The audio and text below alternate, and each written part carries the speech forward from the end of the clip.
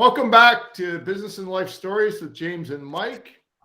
Our guest this week is Jared from NU Futurist, who also does Foresight Academy. Welcome, Jared. Hey, thanks, guys. Great to be here. James, good to see you again. Yep, Jared. It's an absolute pleasure. Guys, I'm so excited to have Jared here. Like, so excited because it's like for me, I mean, where do I start? Where do I start to unpack my excitement? Why don't we have a question which you've obviously answered like 100 times? What is a futurist? And I guess part B is, why should people listen to futurists? Or why should entrepreneurs and business owners listen to a futurist? There we go. Let's unpack that, and then we can take it away. How's that? Sure thing. Yeah, definitely. Well, futurist is a completely made up thing, and people should not listen to them at all. This has been great, guys. Thank you. All right. That was an easy one, Mike. I probably said this last time when you and I talked, James, a couple years ago. Yeah. There's many different definitions for a futurist. Sure. A lot of times people ask me, what do you have to do to become a futurist? And this joke that I say all the time, but it's also kind of serious, is that really the easiest way to start doing it is start calling yourself one, because nobody's really going to know the difference. You know, it's not this well-defined discipline. Now, of course, people in my field will say, oh, but yes, it is. Well, you know, every discipline says that. There's a lot of different types of approaches to looking at the future. So I'll give you my definition of what a futurist is, because this is what really encompasses my work. And that is being a futurist is having the ability to look out at how the future might unfold in several possible future outcomes. Again, we're not predicting the future, but really what we're doing is we're looking at what's going on today, and we're able to extrapolate possibilities based on what we see today out 5, 10, 15 years, not for the sake of saying this will happen, but so that we can then use that insight to make better decisions today. So everything that we do is a future-oriented process. If it's the next 5 minutes, the next 5 days, the next 5 years. So being a futurist to me is really just getting good at that and knowing how to make sense of things that most other people aren't seeing and connect dots that others aren't seeing as well. Which, Mike, I find that fascinating because Mike runs an investment fund, and I've tried to.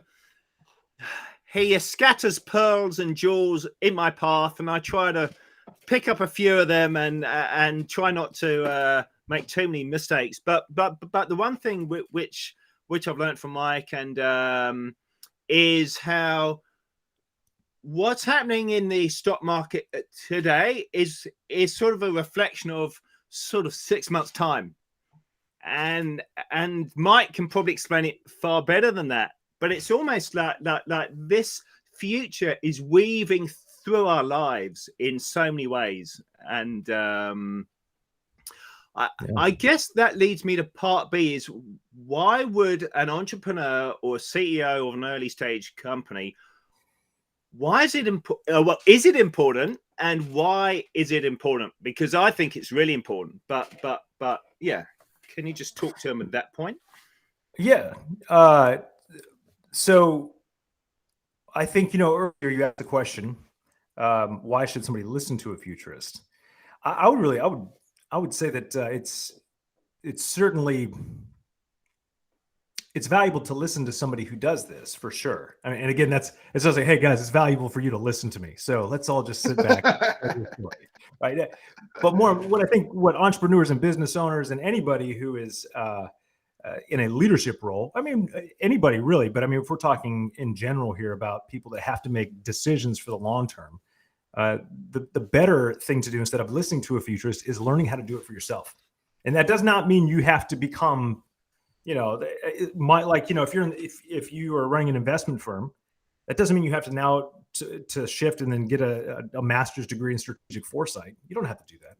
But if you learn basic, simple skills that teach you how to ask better questions, how to look at possible implications of, say, technologies or driving forces, right? Things that we see here today, and ask how they might impact various aspects of our society that are outside of the realm for which those driving forces or those technologies are made for. And I'll give you an example. It's one that I think is the easiest to see, as we look back, and that is Facebook, right? And I may be getting some of the dates wrong here, but Facebook started, 2003? It was pretty much for Ivy League college kids, Yale, Harvard, and then it started rolling out. And then it was, non-Ivy League schools were getting it. And by 2004, everybody had access to it. Well, less than 6 years after it was launched to the public, it becomes the number one tool to overthrow a 30-plus year dictatorship in the Middle East.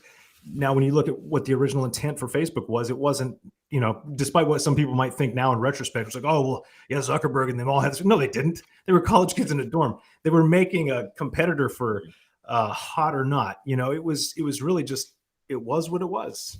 But the technology took on a life of its own. And you could really see how the original intent that Facebook was for had this one very clear purpose that, everybody said, oh, yeah, well, it's for connecting and, and social and all this. And, but if you look at how it might impact other parts of society and the way that technology could be used, you could see a new picture and possibilities open up that nobody else is really paying attention to.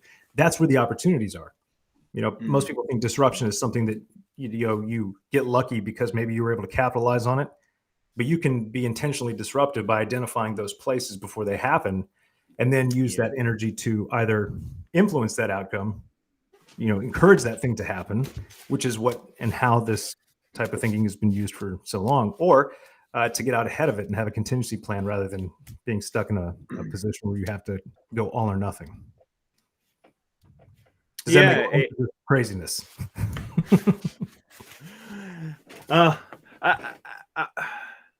I guess that, and thank you for that, Jared. I guess, and I see you run a couple of podcasts, and I don't want to dominate the conversation with the pandemic, but I'd love to touch on it because there's so many narratives out there.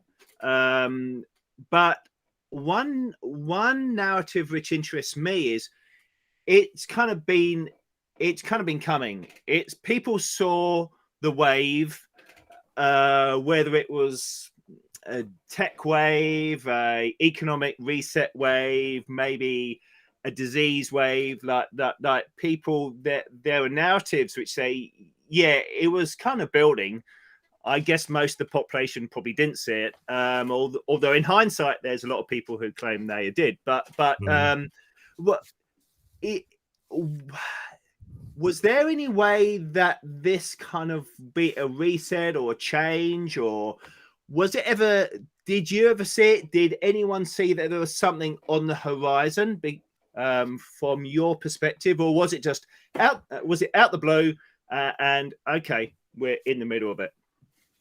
So, do you mean the pandemic itself, or some of the things that are now coming to light? Sort of more, maybe not the disease aspect, but more the things which are coming to light, maybe economically, or maybe technology wise, or something had to happen for this agenda to happen. And I don't really want to delve into conspiracies or narratives of what's right or wrong, but come on, that's the fun part.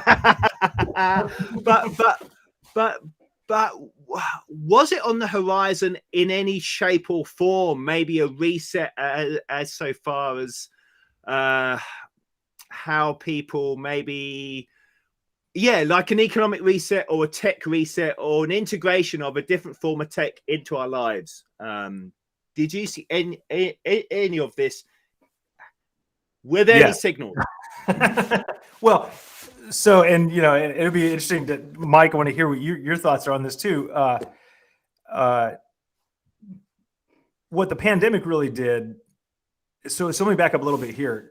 I often say this over and over: is the future can't be predicted. I mean, it's not there to be predicted, right? I mean, that you're making the assumption that it's set in stone, so therefore we can figure out the right answer. Now, but if there is one thing in our world that is fairly predictable, it's a pandemic.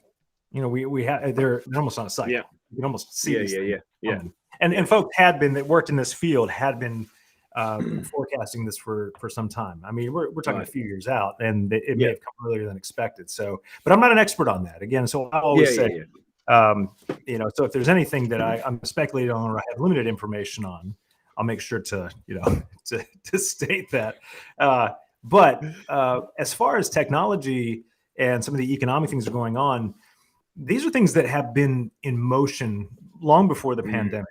Now, when I say these things, I'm not making a definitive claim as to what these things actually are. But for instance, the concern about automation, artificial intelligence, and those things taking over jobs.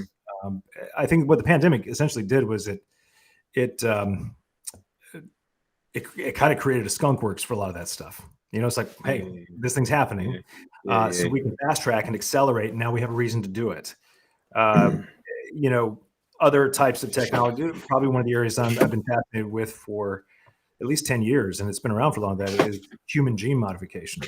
And so mRNA technology, is essentially, it's a modification. Now, it's not in the same sense that we think about, say, Gattaca, right? Full-on designer babies, although that technology is here too. And I think it was in the UK where that had been approved by Parliament back in 2015.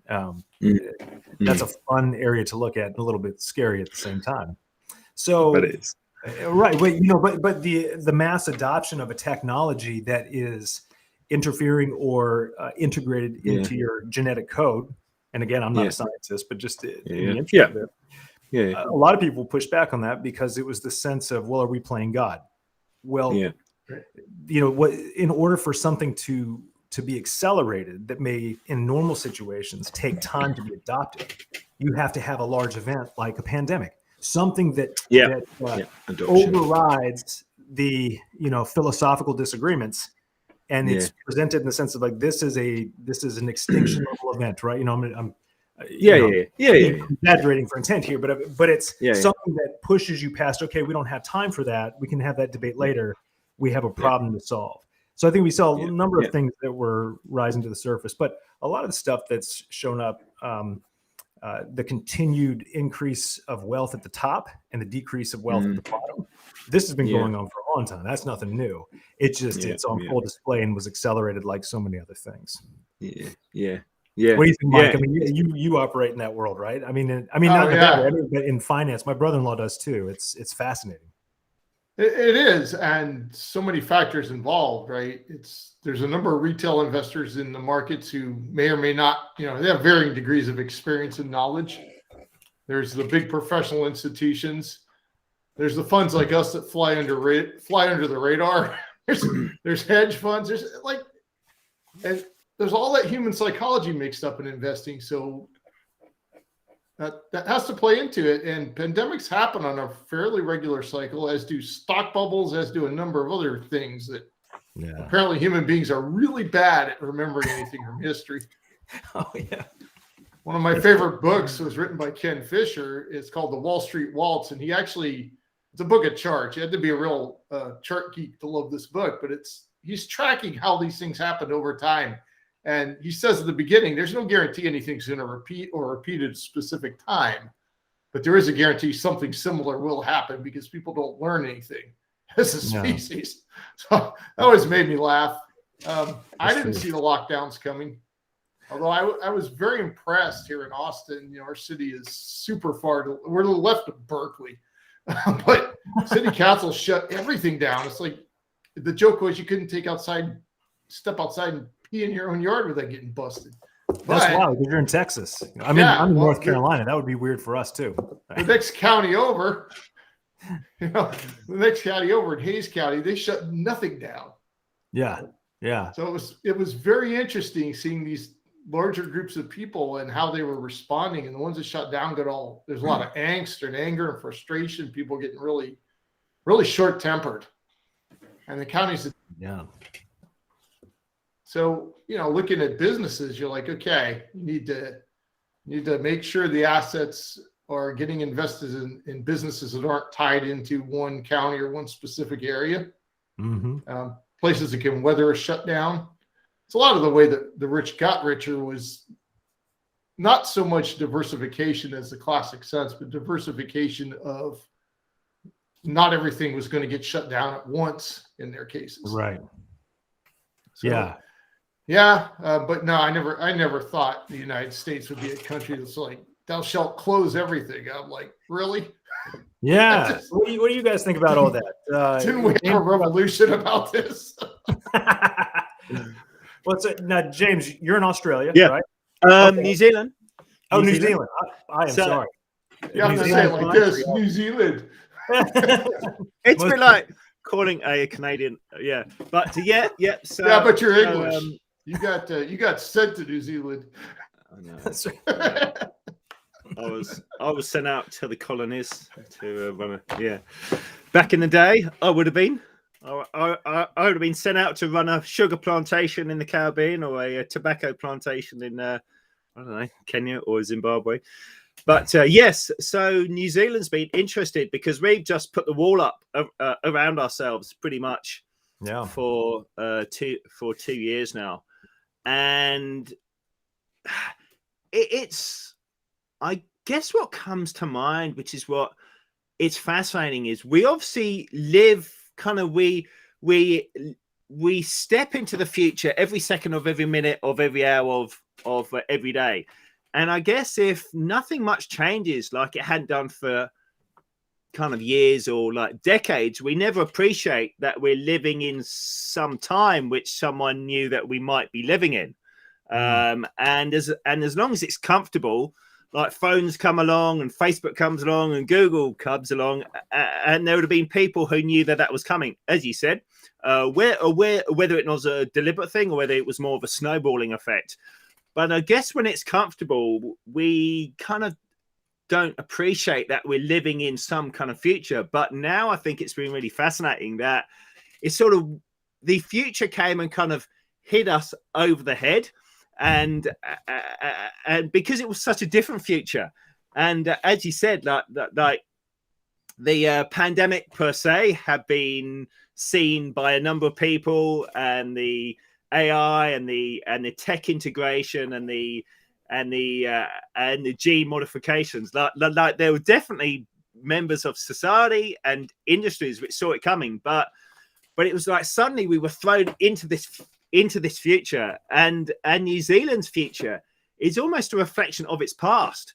It was like for the majority, we can't just fly out and like see people now because it's very difficult to come back in, and it's just a whole thing there. And it's almost lockdowns in place in New Zealand. I mean, what are the restrictions like over there? Yeah, so to get in the country, you basically have to be a citizen or a resident, unless you're a celebrity or a sports star, and then it's fine, obviously. But so you have to go through this MIQ, and there's kind of like a lottery, and people have been waiting months or even a year or more to try to get back in. We have done lockdowns, and presently there's this what's known as a traffic light system, red, orange, green. And it's kind of how businesses can operate under different kind of alert levels of COVID. Well, whether or not it does or doesn't exist, but yeah. And then so presently we're at the maximum level because Omicron kind of entered 2 or 3 weeks ago, and it's like the businesses where everyone's fully vaxxed and all the customers are sort of vaccinated. It's like almost business as normal. For those who have chosen a different way, it's them and us, and it's entered a discriminatory society now, and there's more and more pushback because it gives us, it's almost given us a doorway into, I mean, not to the same extent, but maybe the German times with the Jews and whatnot, and maybe the Afro Americans, particularly in the times past. So our future's almost become the past in some ways, but it's just a cyclical pattern. And a lot of people don't feel the new pastist. Yeah, well, a lot of people don't feel that having a society where business owners can say, no, you're not coming in.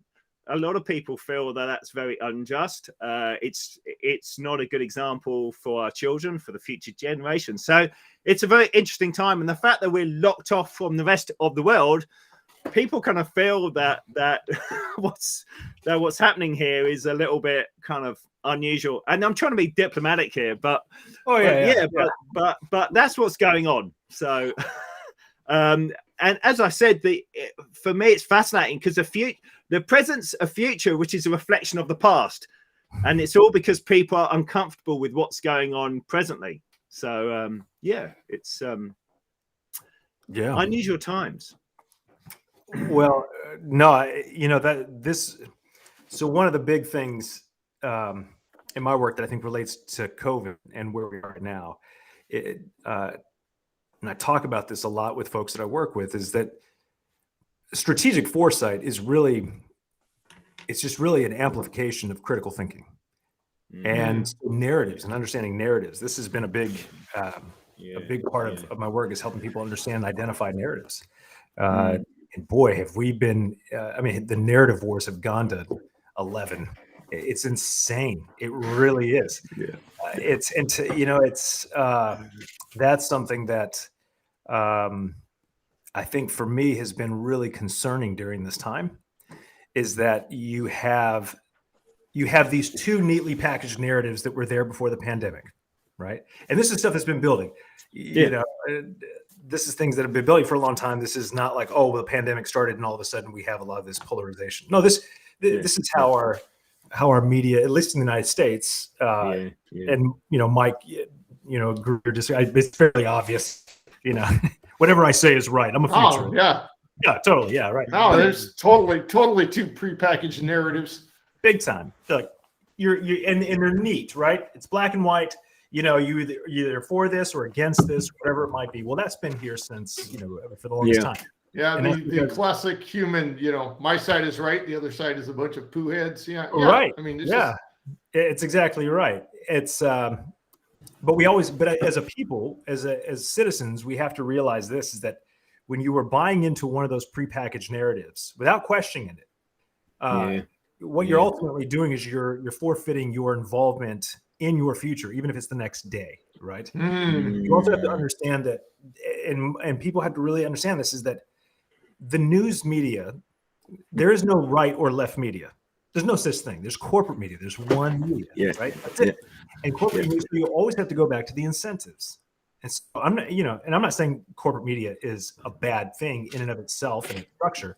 But what I'm saying is that you have to understand they're incentivized to manipulate you in certain ways to drive ad revenue. So if you understand the business model of corporate media, then you can deduce that there's no real incentive to inform me of anything that's going to be good for me. Because the reality is that if I turn the news off, my life actually probably gets better. Is there anything happening 24 hours a day that is going to dramatically shift the direction of my life? Almost never, unless it's a massive event that has ramifications all across the world. But what does that tell you? It tells you just unplug and unplug. That's it. You just said turn off your TV. I love it. Love it. Yeah, and so but that's also created a problem because of the pandemic, right? So the pandemic and coming off of the Trump years, right? Whatever anybody's politics are. I mean, I'm in the middle. I think most of our politicians are, who wants that job? Something's wrong. So, let's be honest. Come on. Anybody who wants a job that bad is like, I don't know, you probably shouldn't have it. But all that said is that, if one side of the argument is like, well, we represent science, but, and the other side is, oh, well, if you're not on this side, then you're anti-science. But when you actually stop and think and go, well, I'm going to look at how science is operated and look at decisions that are made based on scientific data. It's like the side representing science is doing a whole lot of unscientific things. It's really disappointing. Like, okay, that's not science. But you can, it's like, well, science is ours. We drafted science, the narrative draft created now. Science is ours. We drafted science, so you can't have it, right? And so then it becomes, well, if I take a position on a certain thing, then it's the easy and lazy thing to say, oh, well, he must be this. He must be a Trumper or an anti-vaxxer, right? Or if I take a position on this and we say, oh, well, he's just a liberal, or he's just, completely paranoid and, snowflake, whatever. And that's, I think, is the danger, because those two neatly packaged narratives, you may be able to bounce between various issues that both sides hold, and there's no home for you anymore. And because nobody wants to have conversation, nobody wants to have real dialogue. And how does this relate to the future? Well, if we can't communicate, if we stay siloed off, if we don't operate together as a group of people, we do go backwards. Look throughout history. We enter the dark ages because of the very same thing. It was a siloing off and a separation of groups, and everybody just kind of went their own way. There was no unifying narrative, nothing that we were working toward. Right now, we're working against, and yeah, I think that's a concerning thing for me. So how would you advise people who are running early stage companies how to navigate all this mess? Right? How to bring together disparate groups of people? Obviously, you won't try to grow a company, and you want to serve various customers. Yeah. How do you keep your company out of this, and especially out of the being slammed on some social media because of something you may or may not have said? Oh, for sure. Well, Mike, this is not going to be. I think it's really practical. I think, in my own experience, just going out and having conversations with regular people, I interact with folks all day long. None of us fall into one of those neatly packaged extreme narratives. The vast majority of people are not outraged about the outrage that the media wants you to think everybody's outraged about. They're just not. They just want to go on with their lives, I think first and foremost, business have to understand is that, just like the Wizard of Oz, it's just an old man behind a curtain who looks big and scary and green because he's got a big projector and everybody's attention. It's not that scary. I think the one big thing that businesses, especially if you're running a business or starting a business, number one is that it takes courage to do that. Don't forfeit that courage in the face of Twitter. The thing is, a lot of this stuff that's out there right now about, that's the thing. When you've got technology that can move at the speed that it does, and everybody's piling on and accusing everybody of this, that, and the other, if it's not true, the truth will come out. Yeah, it may not feel good, and people may call you all kinds of things in the beginning, but guess what? The only people that win when you placate are the people that were demanding that you do so, and then nothing's ever good enough. So for businesses, I would say, you do your business, you treat people like people, and leave the other crap out of it. And if people come after you for something on social media, these aren't people that have a long attention span. If you don't take the bait, they typically move on. So I really think it's just that we have to take a stand and just be humans again. We've lost sight of that. It's not the most practical business advice, but I think it's the most important thing that individuals and people can do right now if you're running a business is to just be bold, just stand your ground. I'm really glad you said it. It reminds me of the principle I learned many, many years ago in ROTC was, stay focused on the mission. Now, did you serve in the military? I did not. I actually broke my spine my junior summer. Ooh. Wow. So, yeah, the Army was like, no. These days they wouldn't let you out. You could stay in, but I grew up in the Army. Yeah, we're talking the '80s, man. You weren't gonna stay in with that problem. Oh no, that's absolutely true. I love the military. I grew up in it. My dad was 26 years, and most of my work for the past couple of years has been with transitioning Green Berets, U.S. Special Operations guys, and something that's hasn't officially been announced, except for in our circles. There is we're getting a foundation started specifically to help special forces operators bring closure to that warrior story they've been in for so long, and then transition to life with peace, contentment, and balance. And that's because that's something they just don't typically have. But so I've known several of those. I was been really fortunate to know some of those folks. And one I worked with, quick work story, sitting in a big meeting, and the big boss is blustering and just making. You're talking engineers, and this guy had no idea about what he was saying regarding the technology, what it could do. And this guy, my coworker, just looks at him and goes, my job here is to strangle people with piano wire when they get out of control. Can I tell you what? This is really, it's just we're talking about this. So my partner, who's also one of the podcasts that I co-host, is with Paul Toulon. He's about to be out, but he's 30 plus year Green Beret commander. He was the Green Beret commander, U.S. Green Beret commander that defeated ISIS in Syria. And he will tell you, he'll be like, oh yeah, the rest of the world thought, and back in the States, we're like, oh, ISIS is coming to America. And Paul was like, those guys are a joke. He's like, they're a bunch of thugs. He's like, it's easy. We could have taken 10 guys and taken it all. We could have knocked that out real fast. So it's interesting to talk to people on the ground, but he and I was advising him on something he was having to deal with. He was having a big shocker for him is having to deal with folks in the civilian world and how they operate. I said, you got to dramatically lower your expectations of people.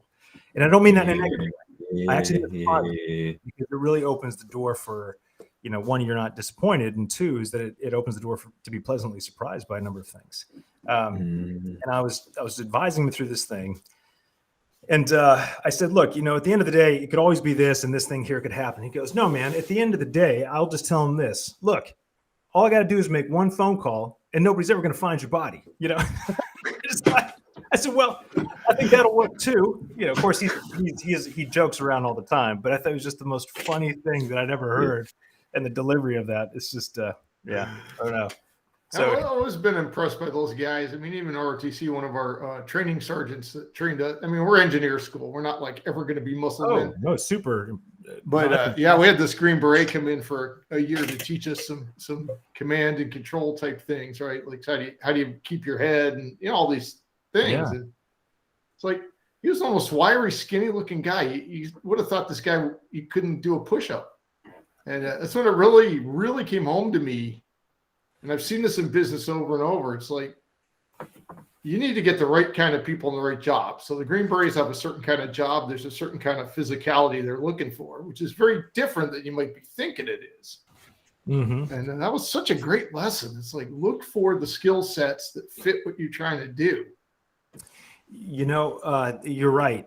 And I think that it absolutely, when you think about the type of people that you want in your organization, with Green Berets, you can have some of the most physically fit, athletic guys go through the assessment and selection, and they either drop out or they don't get selected. And then you have other guys that are maybe half that, right? And but they're mentally fit, like they won't quit. As Paul will say, he's been assessing and training Green Berets for 10, 15 years. But he said a good Green Beret is a type A personality with a borderline, or he says a type A individual with a borderline. How does he say this? Geez, I don't want to mess it up because it's such a great way he says this. Oh yeah. He said there are type A personalities with a borderline inferiority complex. So he's like they're always having to do something, and these guys won't quit. He's like those are the guys. It's not the guy first over the line. It's the guy who quit. He just won't do it. They're like, we can make you stronger. What we can't do is give you more of that drive to get it done. And so, that is really key. I think we all need that. What do you guys see right now? What are the big issues that you're seeing in business with, a lot of the talk about the Great Resignation? Again, these are a lot of these big stories and nervous, but what are you actually seeing on the ground, and what are organizations struggling with? I'd really be curious to hear what you guys are seeing because you're working with these folks on a regular basis. I'm seeing a huge mismatch between the classic, we need help, we need more assistance getting our business done. And on the other side of, well, that company's not giving me everything that I'm asking for, so I'm not going to go there.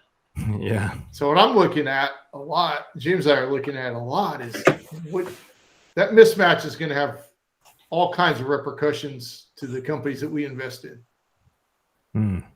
And it's just a matter of time until there's a big enough mismatch that competitors now can cross your moat, storm the castle, all that great imagery, right? When I talk to individuals, it's like you were already isolated running an early stage company anyway. And you're spending your time with a small group of people. It's the same people all the time. So you need to get out, you need to do social things, which got shut down for a long time. Oh, yeah. But don't let that isolation continue. We started this podcast a few years ago, shortly after lockdown. It's like, let's just find interesting people and talk to them. And our very first guest is like, why am I here? And I said, because you said yes, which it's just an obvious answer, but it was just like that taught us right there. It's like, there's the outlet. And the more people we can encourage to do this kind of thing, the less isolation there's going to be. I think.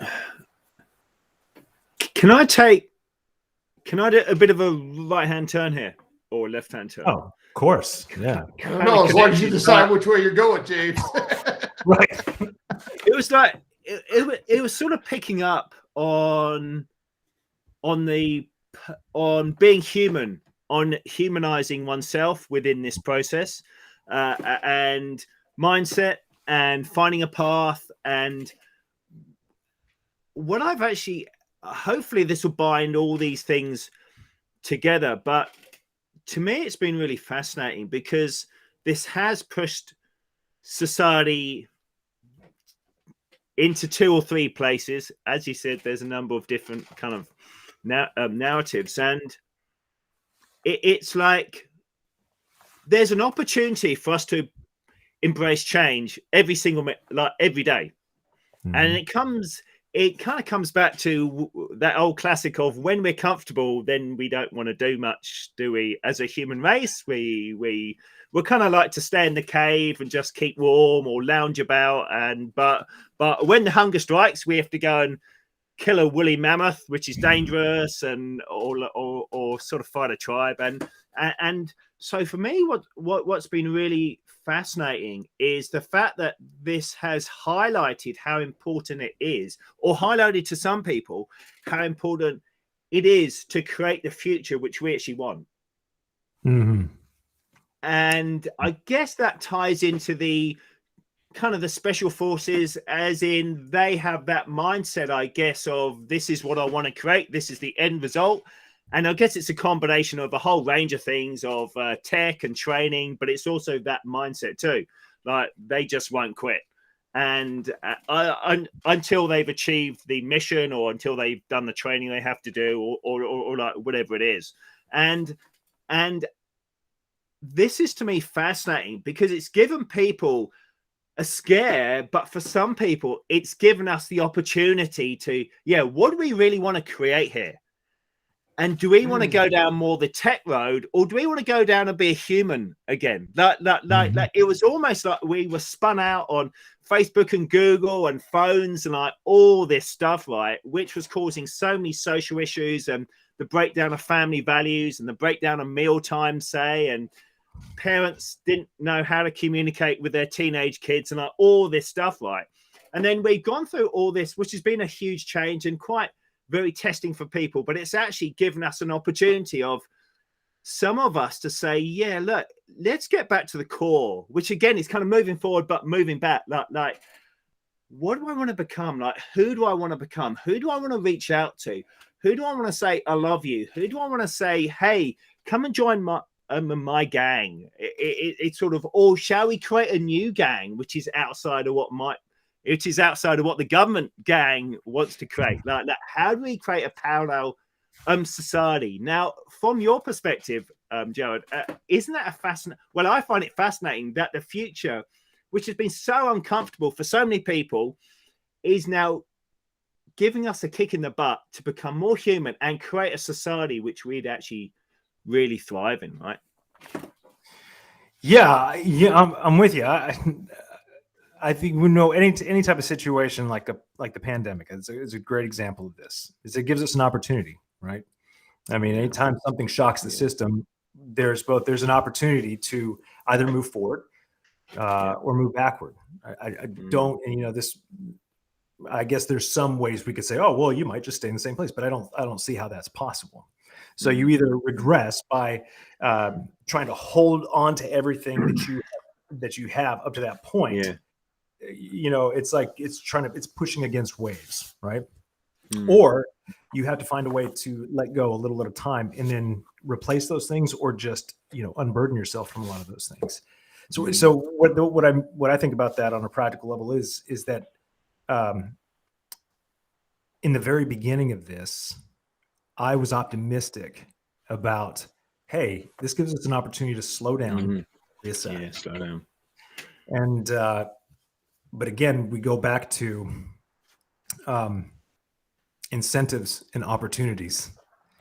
Well, how are we going to find out what we need to be doing to stay safe, to make sure we're taking care of other people? What's going on? I mean, you have a captive audience now.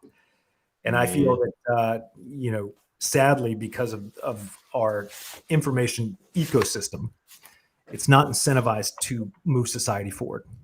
It's incentivized to essentially cannibalize society. And I don't think that there's a cabal of, these terrible corporate guys in the back. I don't know. I said they're going to do what they're incentivized to do, right? Which is make money. You know, they have all of these. So, and there's nothing wrong with that, but we have to realize that that's what it is. And if we are more informed and understand, oh, well, this isn't really helping me, I don't have to listen to this, you know, then I have a choice. Nobody's forcing me to sit down and listen to this and watch this and believe this or that. But I feel like, at least what I've seen in where we are now in this situation is that people are burned out for one. I saw a recent poll. It said like 76% of America, and again, polls are polls. Yeah. I don't ever answer polls, and they come to me and like, who are these people that have time to answer these polls? So I don't know how, but 76% of Americans, they said, are just done with COVID. You know, like, look, we're done. And it's a very American thing too. And I know that varies from city to city, you know, or town, state to state. Mike's in Texas. I'm in North Carolina. Texas is known as the most rebellious state, right? North Carolina, that's right. Yeah, that's what, you know, Texas. I meet people overseas, you know, when I'm traveling overseas, and every other place, you know, like, oh, you're from the States? Yeah, I'm from the States. Which one? You ask a Texan, and they're like, I'm from Texas. You don't even have to. Yep. Yeah, for sure. I'm from Texas. That's very clear. But all that said is that, you know, getting back to this thing about being human, we can't move forward if we continue to outsource our critical thinking to other people. So when it comes to, you know, again, anything in business, you know, and I mean, at the end of the day, business is one part of society, but the most simple thing to focus on in success in business in times like these, I believe, is that you have to remember is that decisions are still being made by humans, right? So it's either your decision because you have thought through what's going on. You recognize that where we are is temporary, or if we just allow other people to make decisions for us, it may drag out longer than it needs to be. That you have agency in creating the future. Again, you know, creating the future sounds like a great poster with a cat on it.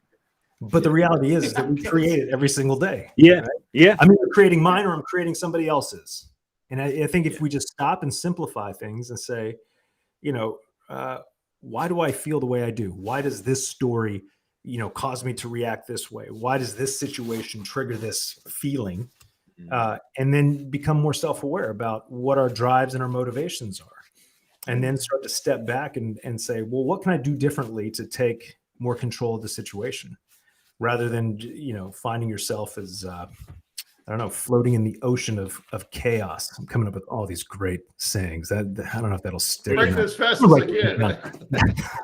That's terrible. So yeah. I mean, do you think it's a time where the realization of us having to take personal kind of responsibility, kind of, as you said, that a fantastic phrase of ocean of chaos. Oh yeah, sounds like a really bad, you know, but in many ways, we were sort of in this ocean of comfort. It was so convenient with phones. It was so convenient with tech. Like planes were easy to fly here, there, and everywhere. Global travel, everything. Like we could buy anything online.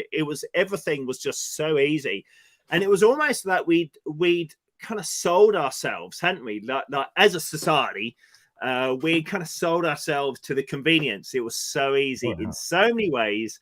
And we've been sold this dream. The dream had been created, and it'd be amazing. And we're probably running out of time to unpack that aspect. But the dream had been created for us, and then we were sort of sailing along in the ocean of comfort and convenience.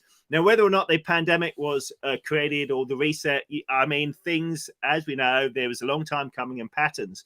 But it was almost like, for me, it's just this opportunity to create where we want to go and to step up and almost, what do we have to do to take personal responsibility?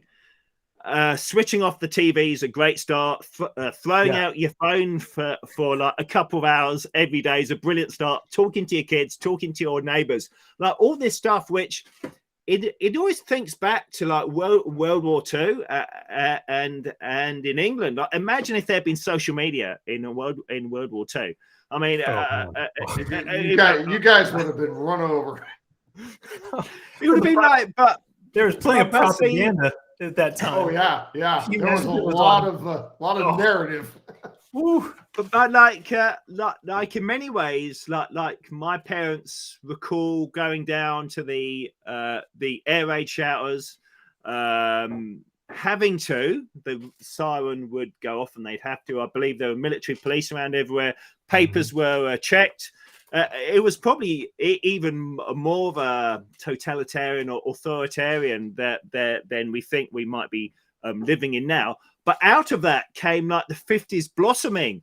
There was like rock and roll. There was kind of denim and leather. There was the mods and rockers. There was all this amazing stuff which kind of exploded out of that constriction. But it was a pattern, wasn't it? And we came through it. And then out of that, this sort of bouquet of wealth and music and fashion and fun sort of came out of it. And for me, it's like, it was almost like people rediscovered who they were after 4 or 5 years of hibernating in bomb shelters and sort of shattered towns and cities, particularly in parts of Europe. And it's like, let's take personal responsibility now to create that explosion, which will happen, whether or not it's this month, this year, 2 years' time. But I'm a firm believer that pattern seems to show that after we're constricted, there's like an expansion afterwards, right? And that to me is like a super exciting future. Yeah, no, I think that's right. And it reminds me of something, Mike was saying about, you asked about the Great Resignation and just the mismatch of organizations and people. I think that plays into this as well. I think that, so all this ties together, but at least in the United States, when the pandemic hit, you saw within a month a 300% increase in first-time gun ownership. So what it was is that you had an event that triggered the vulnerability that people realized is like, whoa, vulnerability. I won't survive the apocalypse or whatever it might be. Maybe I should learn how to survive off the, like all these immediate things start coming out. You have an event that exposes your vulnerability. And so people are taking whatever action they feel they need to take to protect that vulnerability. So the same thing, I think, James, just after World War II and people rediscovering who they are, I think a lot of that also comes out of the vulnerability. And, this whole thing with the Great Resignation and what Mike's saying in organizations is that, well, there's just this mismatch. As people realize I have options, I don't have to do what it is that I bought into, because there were narratives before COVID. Narratives tell you what you should do. This is what success looks like, and so everybody's having an awakening in that sense. I think that's, I think you're right, James. I think that's, we had such a weird society that we still do in some areas of the pre-shutdown. The risk takers in a big company were always what? Punished. Oh yeah. Don't rock the boat. Don't say anything. Don't have a new idea. If you write a patent and it gets issued, we'll give you $1,000. Well, we go make zillions off it. I mean, the risk takers were always punished. So it's like, that's why you had so many startups. Yeah. Yeah. That's also why I think you have this massive exodus of companies out of California, not just their tax base, but it's, they're realizing, hey, that's why they're all moving to Austin, right? Yeah. We got a lot coming here. Yeah. I think they'll start all coming to Charlotte once Austin has become so expensive, like San Francisco, that you can't live there anymore. Yeah, it mysteriously tends to happen to the same cities over and over that have more business-friendly policies. For some reason, that's where businesses go.